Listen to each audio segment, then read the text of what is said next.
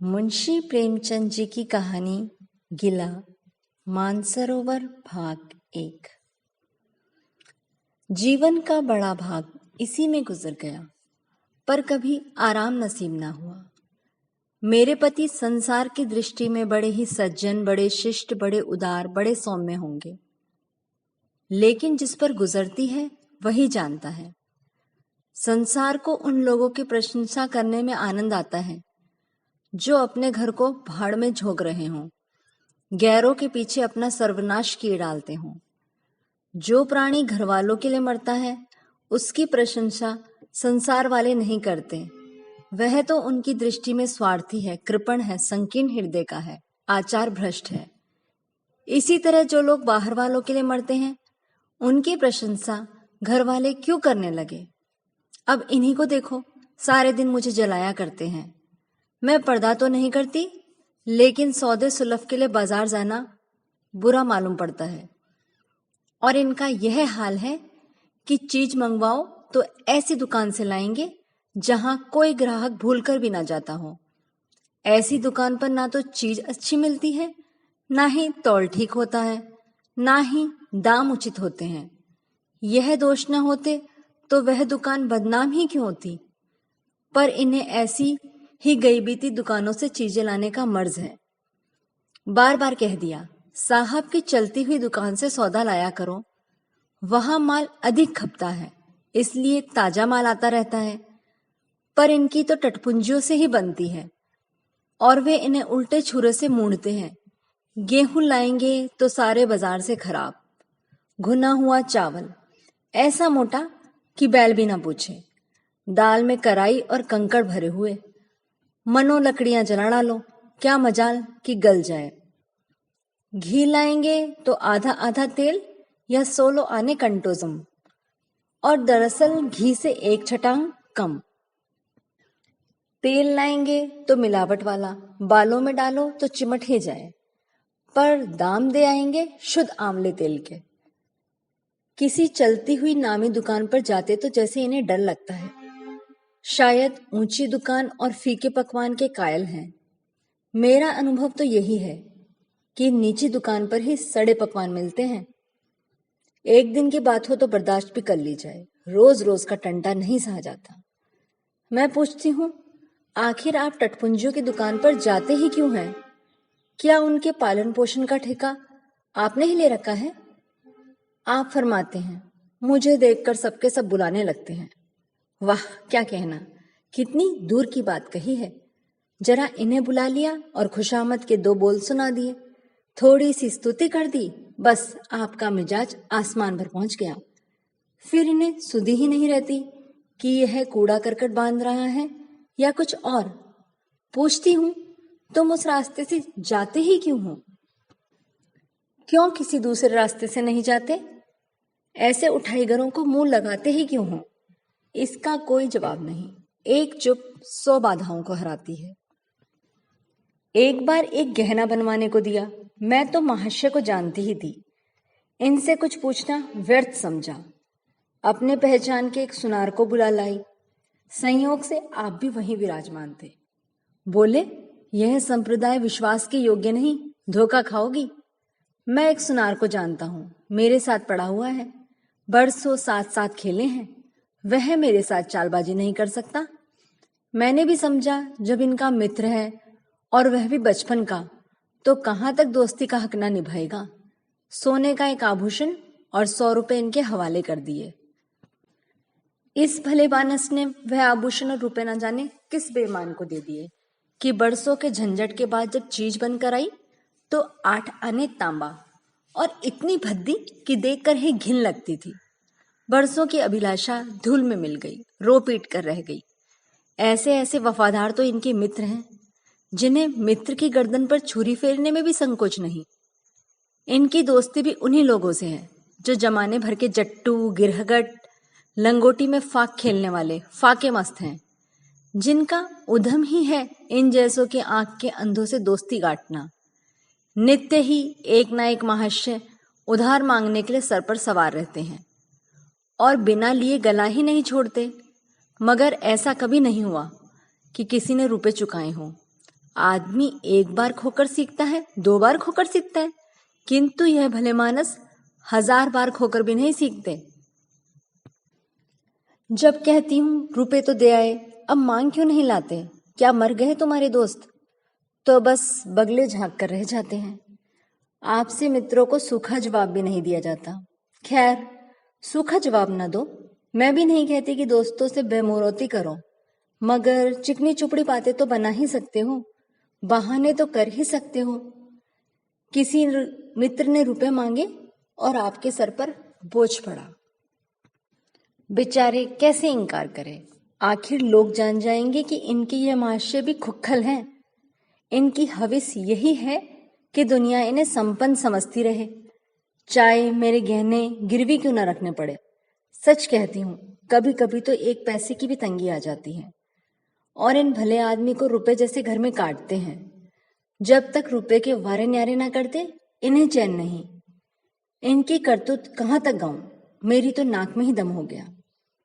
एक ना एक मेहमान रोज यमराज की भांति सिर पर सवार रहते हैं। ना जाने कहाँ के बेफिक्रे हैं इनके मित्र। कोई कहाँ से आकर मरता है, कोई कहाँ से। घर क्या है, अपाहिजों का अड्डा है अड्डा। जरा सा तो घर, मुश्किल से 2 पलंग, ओढ़ना बिछोना भी फालतू नहीं। मगर आप हैं कि मित्रों को निमंत्रण देने को तैयार।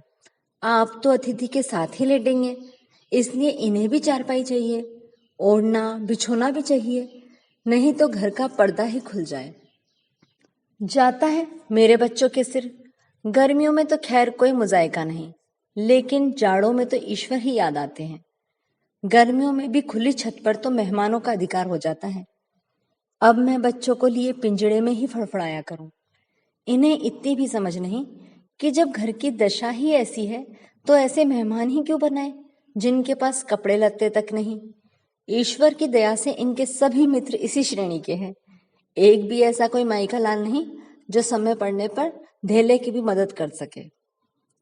1-2 बार महाशय को इसका अनुभव और अत्यंत कटु अनुभव हो चुका, मगर इस जड़ भरत ने जैसे आंखें ना खोलने की कसम खा ली है। ऐसे ही दरिद्र भट्टाचार्यों से इनकी पड़ती है। शहर में इतने लक्ष्मी के पुत्र हैं, पर आपका किसी से कोई परिचय नहीं। उनके पास जाते तो जैसे आपकी आत्मा ही दुखती है। दोस्ती गांठेंगे तो ऐसे से जिनके घर खाने का भी ठिकाना नहीं।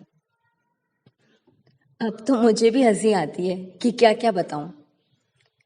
एक बार हमारा कहार छोड़कर चला गया और कई दिन तक दूसरा कहार न मिला। किसी चतुर और कुशल कहार की तलाश में थी, किंतु आपको जल्द से जल्द कोई आदमी रख लेने की धुन सवार थी। घर के सारे काम पूर्ववत चल रहे थे, पर आपको मालूम हो रहा था कि गाड़ी रुकी हुई है। मेरे झूठे बर्तन मांजना और अपना साग सब्जी के लिए बाजार जाना आपके लिए असहाय हो उठा।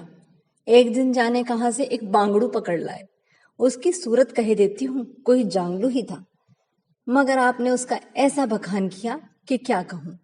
बड़ा होशियार है, बड़ा ही आज्ञाकारी, परले सिरे का मेहनती, गजब का सलीकेदार और बहुत ही ईमानदार है। खैर मैंने उसे रख लिया। मैं न जाने बार बार क्यों इनकी बातों में आ जाती हूँ। इसका मुझे सौम्य भी आश्चर्य होता है। यह आदमी केवल रूप का आदमी था, आदमियत के और कोई लक्षण उसमें थे ही नहीं। किसी भी काम की तमीज नहीं थी। बेईमान ना था, पर गधा अव्वल दर्जे का। बेईमान होता तो कम से कम इसकी तस्कीन ही होती कि खुद खा जाता है। अभागा दुकानदारों के हाथों लुट जाता था। 10 तक की गिनती भी उसे ना आती थी। 1 रुपया देकर बाजार भेजूं तो संध्या तक हिसाब ना समझा सके। क्रोध पी पी कर रह जाती थी। रक्त खोलने लगता कि दुष्ट के कान ही उखाड़ दूं, मगर इन महाशय को उसे जरा भी डांटते ना सुना। आप नहा धोकर धोती छाट रहे हैं और वह दूर बैठा तमाशा देख रहा है। मैं तो उसका खून ही पी जाती, लेकिन इन्हें जरा भी गम नहीं। जब मेरे डांटने पर धोती छाटने जाता भी तो आप उसे समीप ही ना आने देते, बस उसके दोषों को गुण बताकर दिखाया करते, और इस प्रयास में सफल भी ना होते तो दोषों पर पर्दा डाल देते। मूर्ख को झाड़ू लगाने की भी तमीज ना थी। मर्दाना कमरा ही तो सारे घर में ढंग का कमरा है, उसमें भी झाड़ू लगाता तो इधर की चीज उधर, ऊपर की चीज नीचे, मानो कमरे में कोई भूकंप ही आ गया हो और गर्द का यह हाल कि सांस लेना भी कठिन। पर आप हैं कि शांतिपूर्वक कमरे में बैठे हैं, जैसे कोई बात ही नहीं। एक दिन मैंने उसे खूब डांटा, कल ठीक ठाक झाड़ू न लगाई तो कान पकड़कर निकाल दूंगी। सवेरे सोकर उठी तो देखती हूँ कमरे में झाड़ू लगी हुई है, हर एक चीज करीने से रखी हुई, गुर्द गुब्बार का तो नाम ही नहीं। मैं चकित होकर देखने लगी तो आप हंसकर बोले, देखती क्या हो, आज घूरे ने बड़े सवेरे उठकर झाड़ू लगाई है। मैंने समझा दिया, तुम ढंग से तो बताती हो नहीं, उल्टे डांटने लगती हो। मैंने समझा दिया। खैर मैं भी सोची, दुष्ट ने कम से कम एक काम तो सलीके से किया। अब रोज कमरा साफ सुथरा मिलता, घूरे मेरी दृष्टि में विश्वासी बनने लगा। संयोग की बात है, एक दिन मैं समय से पहले उठ गई और कमरे में आई तो क्या देखती हूँ कि घूरे द्वार पर खड़ा है और आप तन मन से कमरे में झाड़ू लगा रहे हैं। मेरी आंखों में खून उतर आया। उनके हाथ से झाड़ू छीनकर घूरे के सिर पर जमा दी। हरामखोर को उसी दम बाहर निकाल दिया। आप फरमाने लगे, उसका महीना तो चुका दो, वाहरी समझ। एक तो काम न करे, उस पर आंखें दिखाए, उस पर पूरी मजूरी भी चुका दूं। मैंने एक कौड़ी भी ना दी। एक कुर्ता दिया था, वो भी छीन लिया। इस पर जड़ भरत महाशय मुझसे कई दिनों तक रूठे रहे, घर छोड़कर भागे जाते थे, बड़ी मुश्किल से रुके। ऐसे ऐसे बंधु भी संसार में पड़े हुए हैं। मैं ना होती तो शायद अब तक इन्हें किसी बाजार में ही बेच दिया होता। एक दिन मेहतर ने उतारे हुए कपड़ों का सवाल किया। इस बेकारी के जमाने में फालतू कपड़े तो शायद पुलिस वालों या रईसों के घर में ही हो। मेरे घर में तो जरूरी कपड़े भी काफी नहीं। आपका वस्त्रालय तो एक बच्ची यानी कि छोटी अटैची में आ जाएगा, जो डाक के पार्सल से कहीं भी भेजा जा सकता है। फिर इस साल जाड़ों के कपड़े बनवाने की नौबत ही ना आई। पैसे ही नजर ना आते थे, कपड़े कहाँ से बने। मैंने मेहतर को साफ मना कर दिया। कड़ाके का जाड़ा पड़ रहा था, इसका मुझे अनुभव कम ना था कि गरीब पर क्या बीत रही है। इसका मुझे भी ज्ञान था, लेकिन मेरे या आपके पास खेत के सिवा इसका कोई इलाज ना था। जब तक समाज का यह संगठन रहेगा, ऐसी शिकायतें तो पैदा होती ही रहेंगी। जब एक एक अमीर और रईस के पास एक एक मालगाड़ी कपड़ों से भरी हुई है, तब तक निर्धनों को क्यों ना नगनता का कष्ट उठाना पड़े। खैर मैंने तो मेहतर को जवाब दे दिया। आपने क्या किया कि आपका कोट उठाकर उसे भेंट कर दिया। मेरी देह में आग लग गई। इतनी दानशील नहीं हूं कि दूसरों को खिलाकर आप सोई रहूं। देवता के पास यही एक कोट था, आपको इसकी जरा भी चिंता ना हुई कि पहनेंगे क्या। यश के लोभ मैंने जैसे बुद्धि को ही हर लिया। मेहतर ने सलाम किया, दुआएं दी और अपनी राह ली। आप कई दिन तक सर्दी से ठिठुरते रहे, प्रातःकाल घूमने जाया करते थे, वह भी बंद हो गया। ईश्वर ने उन्हें हृदय भी एक विचित्र प्रकार का दिया है। फटे पुराने कपड़े पहनते इन्हें जरा भी संकोच नहीं होता। मैं तो लाज के मारे ही गड़ जाऊं, पर आपको जरा भी फिक्र नहीं। कोई हंसता है तो हंसे आपकी बला से। अंत में जब मुझसे ना दिखा गया तो एक कोट बनवा दिया। जी तो जलता था कि खूब सर्दी खाने दूं, पर क्या करूं। डर गई, बीमार पड़े तो क्या होगा, आखिर बाहर जाके कमाकर भी तो इन्हीं को लाना है। महाशय अपने दिल में समझते होंगे मैं कितना विनीत, कितना परोपकारी हूं। शायद इन्हें इन्हीं बातों का गर्व हो। मैं इन्हें परोपकारी नहीं समझती, ना विनीत समझती हूँ। यह जड़ता है, सीधी सादी निरहता। जिस मेहतर को आपने अपना कोट दिया, उसे मैंने कई रात को शराब के नशे में मस्त झूमता देखा है, और आपको दिखा भी दिया। फिर दूसरों की विवेकहीनता की पुरौती हम क्यों करें। अगर आप विनीत और परोपकारी होते तो घर वालों के प्रति भी होते। आपके मन में कुछ तो उदारता होती, या सारी उदारता बाहर वालों के लिए ही है। घर वालों को उसका अल्पांश भी ना मिलना चाहिए। मैंने इतनी अवस्था बिता दी, पर इस भले आदमी ने कभी अपने हाथों से मुझे उपहार तक ना दिया। बेशक मैं जो चीज बाजार से मंगवाऊं उसे लाने में इन्हें जरा भी आपत्ति नहीं, बिल्कुल भी उज्र नहीं, मगर रुपए मैं ही दूं, ये शर्त है। इन्हें खुद कभी यह उमंग ही नहीं होती। यह मैं मानती हूं कि बेचारे अपने लिए भी कुछ न लाते। मैं जो कुछ मंगवा दूं बस उसी पे संतुष्ट हो जाते हैं। मगर आखिर आदमी कभी कभी शौक की चीजें भी चाहता है। अन्य पुरुषों को देखती हूँ, स्त्री के लिए तरह तरह के गहने, भांति भांति के कपड़े, शौक श्रृंगार की वस्तुएं लाते रहते हैं। यहाँ इस व्यवहार का निषेध है। बच्चों के लिए भी मिठाइयाँ, खिलौने, बाजे शायद ही जीवन में एक बार लाए हों। शपथ भी खाली है।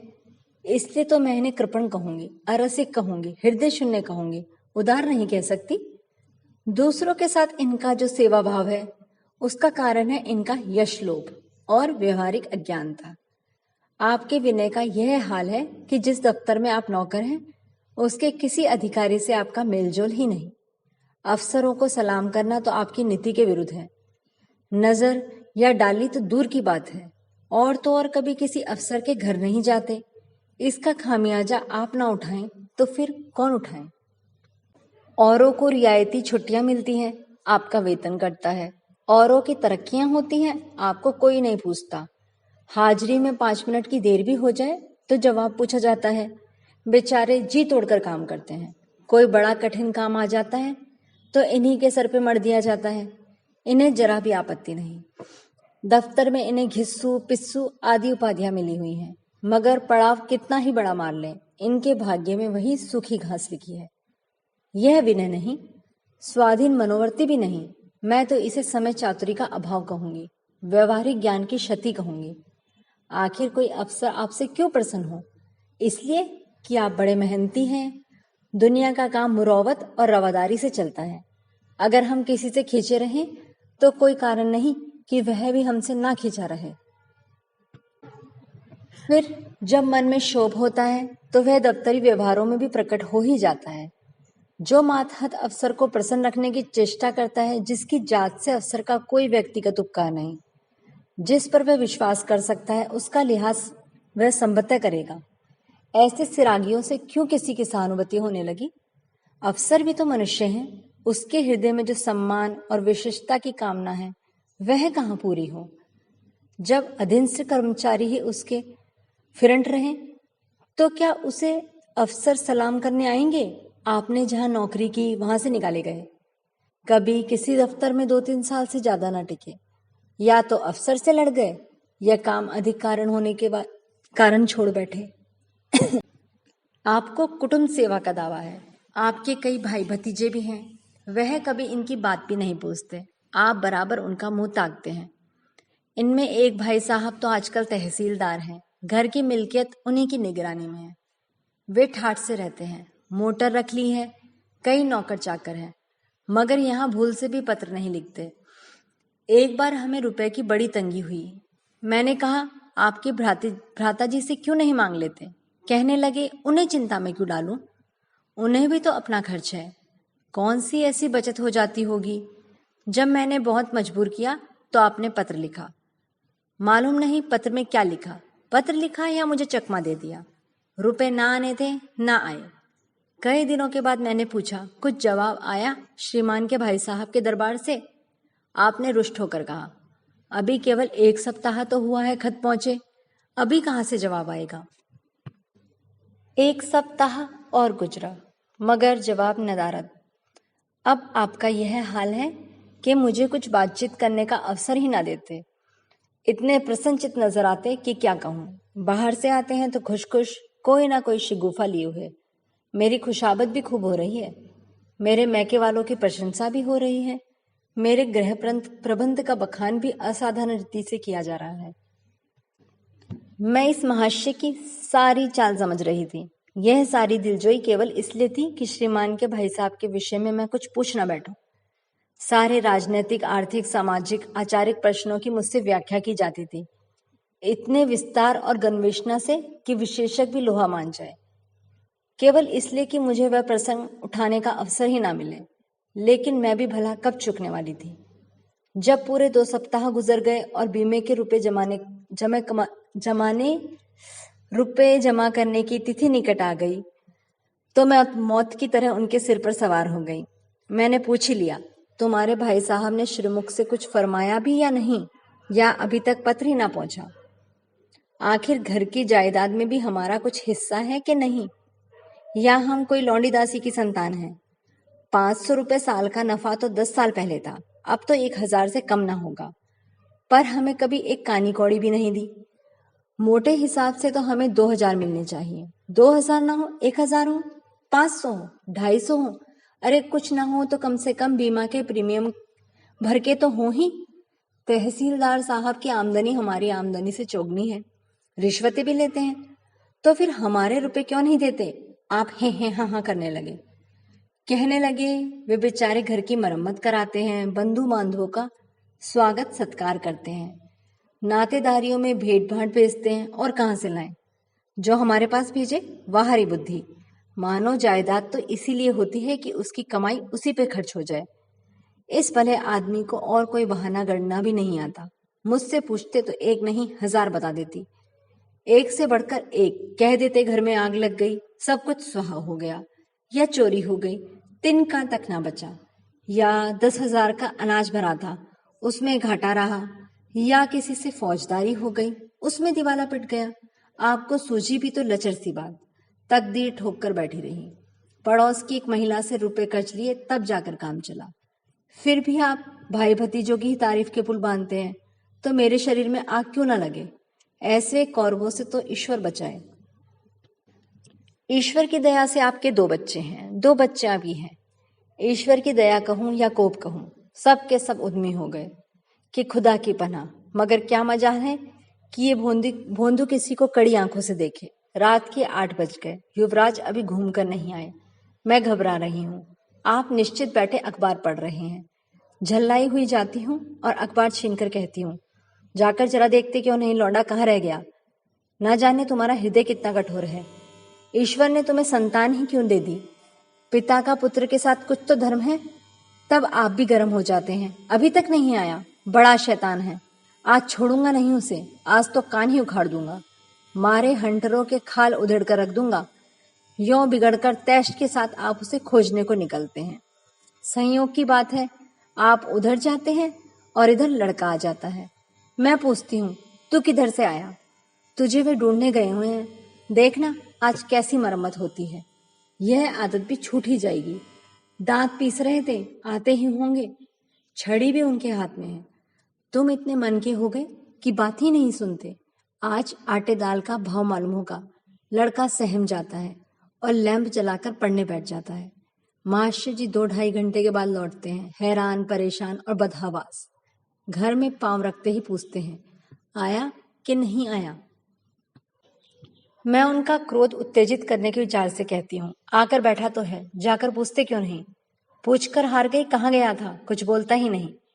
आप गरज कर कहते हैं, मन्नू यहाँ आओ। लड़का थर-थर कांपता हुआ आकर आंगन में खड़ा हो गया। दोनों बच्चियां घर में जा छिपी कि कोई बड़ा भयंकर कांड होने वाला है। छोटा बच्चा खिड़की से चूहे की तरह झांक रहा है। आप क्रोध से बौखलाए हुए हैं, हाथ में छड़ी ही है। मैं भी वह क्रोधोन्मत्त आकृति देखकर पछताने लगती हूँ कि कहाँ से इनसे शिकायत की। आप लड़के के पास जाते हैं, मगर छड़ी जमाने के बदले आहिस्ते से उसके कंधों पर हाथ रखकर बनावटी क्रोध से कहते हैं, तुम कहाँ गए थे जी? मना किया जाता है, मानते नहीं हो? खबरदार, जो अब कभी इतनी देर होगी। आदमी शाम को घर चला आता है कि नहीं? मटर कश्ती करता है। मैं समझ रही हूँ इनकी भूमिका। विषय अब आएगा। भूमिका तो बुरी नहीं, लेकिन यहाँ तो भूमिका पर ही इति हो जाती है। बस आपका क्रोध शांत हो गया, बिल्कुल जैसे क्वार की घटा घेर घार हुआ। काले बादल आए, गड़गड़ाहट हुई और गिरी क्या? 4 बूंदे। लड़का अपने कमरे में चला जाता है और शायद खुशी से नाचने भी लगता हो। मैं पराभूत होकर कहती हूँ, तुम तो जैसे डर ही गए। भला 2-4 तमाचे क्यों ना लगाए? इसी तरह तो लड़के शेर हो जाते हैं। आप फरमाते हैं, तुमने सुना नहीं मैंने कितनी जोर से डांटा? बच्चे की जान ही निकल गई होगी। देख लेना जो अब कभी देर से आएगा। तुमने डांटा तो नहीं? हाँ, आंसू पहुंचती है। तुमने मेरी डांट नहीं सुनी? क्या कहना आपकी डांट का? लोगों के तो कान बहरे हो गए। लाओ आपका गला ही सहला दूं। अब आपने एक नया सिद्धांत निकाल डाला, दंड देने से लड़के खराब हो जाते हैं। आपके विचार से लड़कों को आजाद रहना चाहिए, उन पर किसी तरह का बंधन, शासन या दबाव नहीं होना चाहिए। आपके मत से शासन बालकों की मानसिक स्थिति को बाधक होता है। इसी का यह फल है कि लड़के बेनकेल के ऊंट बने हुए हैं। कोई 1 मिनट भी किताब खोलकर नहीं बैठता। कभी गुल्ली डंडा है, कभी गोलियां, कभी कनकोवे। श्रीमान भी लड़कों के साथ खेलते हैं। 40 साल की उम्र और लड़कपन इतना। मेरे पिताजी के सामने मजाल थी कि कोई लड़का कनकोवे उड़ा ले या गुल्ली डंडा खेल सके। खून पी जाते। प्रातः काल से लड़कों को लेकर बैठ जाते थे। स्कूल से जो ही लड़के आते फिर ले बैठते। बस संध्या समय आधा घंटे की छुट्टी देते। रात को फिर जोत देते। यही नहीं कि आप तो अखबार पढ़ा करें और लड़के गली गली भटकते रहें। कभी कभी आप सींग काट कर बछड़े बन जाते हैं। लड़कों के साथ ताश खेलने बैठ जाते हैं। ऐसे बाप का भला लड़कों पर क्या रोब हो सकता है। पिताजी के सामने मेरे भाई सीधे ताक भी ना सकते थे। उनकी आवाज सुनते ही तहलका मच जाता। उन्होंने घर में कदम रखा और शांति का साम्राज्य हुआ। उनके सम्मुख जाते लड़कों के प्राण सूखते। उसी शासन की यह बरकत है कि सभी लड़के अच्छे अच्छे पदों पर पहुंच गए। हाँ, स्वास्थ्य किसी का भी अच्छा नहीं। तो पिताजी का स्वास्थ्य कौन सा अच्छा था। बेचारे हमेशा किसी न किसी औषधि का सेवन करते थे। और क्या कहूँ, एक दिन तो हद ही हो गई। श्रीमान जी लड़कों को कनकोवा उड़ाने की शिक्षा दे रहे थे। यूं घुमाओ, यूं गोता दो, यूं खींचो, हाँ हाँ ढील दो ढील, हाँ ऐसे ही। ऐसे तन मन से सिखा रहे थे मानो कोई गुरु मंत्र दे रहे हो। उस दिन मैंने इनकी खूब खबर ली कि याद करते होंगे। तुम कौन होते हो मेरे बच्चों को बिगाड़ने वाले। तुम्हारे घर से कोई मतलब नहीं है ना हो, लेकिन आप मेरे बच्चों को खराब ना कीजिए, बुरी बुरी आदतें ना सिखाएं। आप उन्हें सुधार नहीं सकते तो कम से कम बिगाड़िए मत, लगे बगले झांकने। मैं चाहती हूँ एक बार ये भी गर्म पड़े तो अपना चंडी का रूप दिखाऊं, पर ये इतनी जल्दी दब जाते हैं कि मैं हार जाती हूँ। पिताजी किसी लड़के को मेले तमाशे ना ले जाते थे। लड़का सिर पटक पटक कर मर जाए मगर जरा भी ना पसीजते। और इन महात्मा जी का यह हाल है कि एक एक से पूछकर मेले ले जाते हैं। चलो चलो, वहां बड़ी बहार है, खूब आतिशबाजियां छूटेंगी, गुब्बारे उड़ेंगे, विलायती चरखियां भी है, उन पर मजे से बैठना। और तो और आप लड़कों को हॉकी खेलने से भी नहीं रोकते। यह भी अंग्रेजी खेल है, वो भी जानलेवा। क्रिकेट, फुटबॉल, हॉकी एक से एक घातक। गेंद लग जाए तो जान लेकर ही छोड़े। पर आपको इन सब खेलों से भी प्रेम है। कोई लड़का मैच में जीत कर आ जाता तो ऐसे फूल उठते हैं मानो किला जीत कर आया हो। आपको इसकी जरा भी परवाह नहीं कि कोई चोट चपेट आ गए तो क्या होगा। हाथ पांव टूट जाएंगे तो बेचारों की जिंदगी कैसे पार लगेगी। पिछले साल कन्या का विवाह था। आपकी जिद थी कि दहेज के नाम पर कानी कौड़ी भी ना देंगे, चाहे कन्या आजीवन कंवारी बैठी रहे। यहाँ भी आपका आदर्शवाद आकूदा। समाज के नेताओं का छल प्रपंच आए दिन देखते रहते हैं, फिर भी आपकी आंखें नहीं खुलती। जब तक समाज की यह व्यवस्था कायम है और युवती कन्या का अविवाहित रहना निंदास्पद है, तब तक यह प्रथा मिटने की ही नहीं। 2-4 ऐसे व्यक्ति भले ही निकल आए जो दहेज के लिए हाथ ना फैलाएं, लेकिन इसका परिस्थिति पर कोई असर नहीं पड़ता और कुप्रथा ज्यों की त्यों बनी हुई है। पैसों की तो कमी नहीं है, दहेज की बुराइयों पर लेक्चर दे सकते हैं, लेकिन मिलते हुए दहेज को छोड़ देने वाला मैंने आज तक ना देखा। जब लड़कों की तरह लड़कियों की शिक्षा और जीविका की सुविधाएं निकल आएंगी तो यह प्रथा भी विदा हो जाएगी। उसके पहले संभव नहीं। मैंने जहां जहां संदेश भेजा दहेज का प्रश्न उठ खड़ा हुआ और आपने प्रत्येक अवसर पर टांग अड़ाई। अब इस तरह पूरा साल गुजर गया और कन्या को 17वां साल लग गया तो मैंने एक जगह बात पक्की कर ली। आपने भी स्वीकार कर लिया क्योंकि वरपक्ष ने लेने देने का प्रश्न ही ना उठाया। हालांकि अंतःकरण में उन लोगों को पूरा विश्वास था कि अच्छी रकम मिलेगी और मैंने भी तय कर लिया था कि यथाशक्ति कोई बात ना रखूंगी। विवाह के सकुशल होने में कोई संदेह ना था, लेकिन इन महाशय के आगे मेरी एक ना चली। यह प्रथा निंद है, यह रस्म निरर्थक है, यहाँ रुपयों की क्या जरूरत, यहाँ गीतों का क्या काम, नाक में दम था, यह क्यों वह क्यों, यह तो साफ दहेज है। तुमने मेरे मुंह पे कालिक पोत दी, मेरी आबरू ही मिटा दी। जरा सोचिए इस परिस्थिति को कि बारात पर द्वार पर बारात खड़ी है और ये बात बात पर शास्त्रार्थ हो रहे हैं। विवाह का मुहूर्त आधी रात के बाद था। प्रथा अनुसार मैंने व्रत रखा, किंतु आपकी टेक थी कि व्रत की कोई जरूरत नहीं। जब लड़के के माता पिता व्रत नहीं रखते, जब लड़का तक व्रत नहीं रखता, तो कन्या पक्ष वाले ही व्रत क्यों रखे। मैं और सारा खानदान मना करता रहा, लेकिन आपने नाश्ता किया, भोजन किया। खैर, कन्यादान का मुहूर्त आया। आप सदैव से इस प्रथा के विरोधी हैं। आप इसे निषिद्ध समझते हैं। कन्या क्या दान की वस्तुएं हैं? दान रुपए, पैसे, जगह जमीन का होता है, पशुदान भी होता है, लेकिन लड़की का दान एक लचर सी बात है। कितना समझाती हूँ, पुरानी प्रथा है, वेद काल से होती चली आ रही है। शास्त्रों में इसकी व्यवस्था है, संबंधी समझा रहे हैं, पंडित समझा रहे हैं, पर आप है कि आपके कान पर तो जूं भी ना रेंगती। हाथ जोड़ती हूँ, पैरों पड़ती हूँ, गिड़गिड़ाती हूँ, लेकिन मंडप के नीचे ना गए तो ना गए। और मजा यह है कि आपने ही यह अनर्थ किया और अब आप ही मुझसे रूठ गए। विवाह के पश्चात महीनों बोलचाल ना रही, झक मारकर मुझे ही मनाना पड़ा। किंतु सबसे बड़ी विडंबना यह है कि इन सारे दुर्गुणों के होते हुए भी मैं इनसे एक दिन भी पृथक नहीं रह सकती, एक क्षण का भी वियोग नहीं सह सकती। इन सारे दोषों पर मुझे इनसे प्रगाढ़ प्रेम है। इनमें ये कौन सा गुण है जिसके ऊपर मैं इतनी मोहित हूं, मैं खुद नहीं जानती। पर इनमें कोई बात ऐसी है जो मुझे इनकी चेरी बनाई हुई है। वह जरा मामूली सी देर से घर आते हैं तो मेरे प्राण नहों में समा जाते हैं।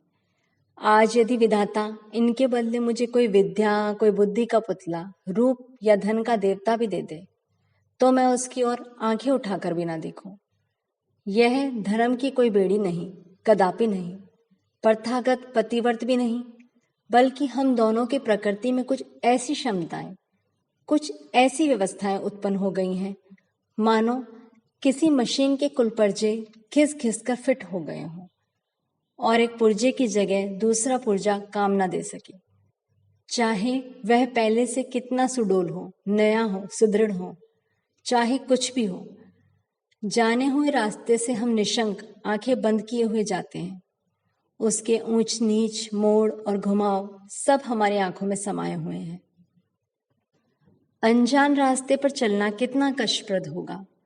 शायद आज मैं इनके दोषों को गुणों में बदलने पे भी तैयार ना हूं। धन्यवाद।